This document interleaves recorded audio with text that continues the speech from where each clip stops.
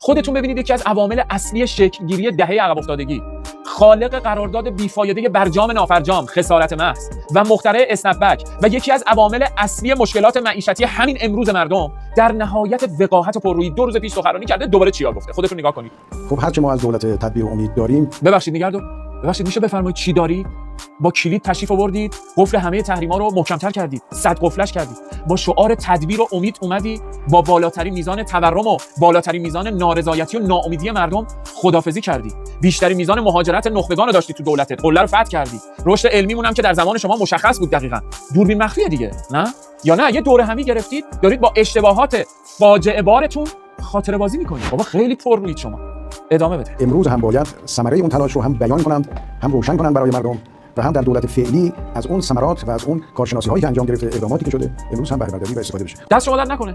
ما به اندازه کافی از دولت فعلی و کارشناسانشون که با حمایت قاطع شما و کارشناسانتون اومدن سر کار مستفیض شدیم.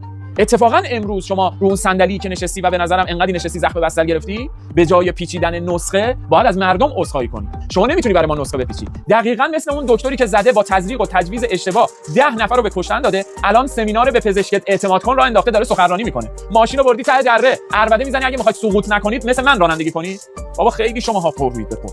حالا ادامهش ادامهشو ببین. خود من هم الان یک بخشی از وقتم رو گذاشتم برای اینکه در 8 سال دوره‌ای که مسئولیت دولت رو به عهده داشتم، خاطراتی که مربوط به اون 8 سال هست بیان کنم. شما با این همه فلاکتی که به بار آوردی تو دوران ریاست جمهوری، به نظرم یه رمان بنویس، یه رمان ترسناک بنویس، ژانرش هم طبیعی و واقعیه، به نظرم در میاد کاره. اسمش هم بذار 8 سال دولتداری مزخرف، 80 سال توجیه، یا مثلا از لبخند قاهقاه بود لوزول معدتون پیدا میشد جلوی نخست وزیر انگلیس و اینا، از لبخند قاهقاه تا سقوط به پرتگاه. این جواب. در دوره بایدن هم خب بازم فرصتی بود که ما لااقل برجام رو احیا بکنیم.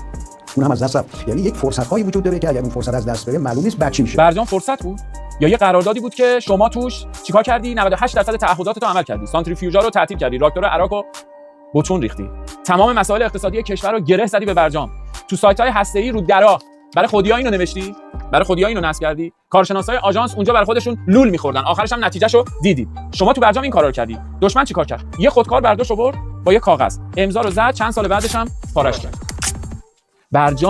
برجام شما یه خرید اینترنتی بود، پولو واریز کردی، خب سفارشت هم ثبت شد، جنس نیومد در خونه، چند سال بعد طرف فرار نکرد، با کلت اومد بالا سر، بعد اومدی در نهایت پررویی گفتی کشور از جنگ نظامی نجات دادم. راست میگفتی، از جنگ نظامی اون موقع نجات دادی، جنگی که نبود، توهم خودت بود، وارد جنگ معیشتی کردی، زمینه رو برای شکل‌گیری یک جنگ نظامی واقعی درست کردی. مردم اینا رو فراموشی حافظه تاریخی شما حساب کرد.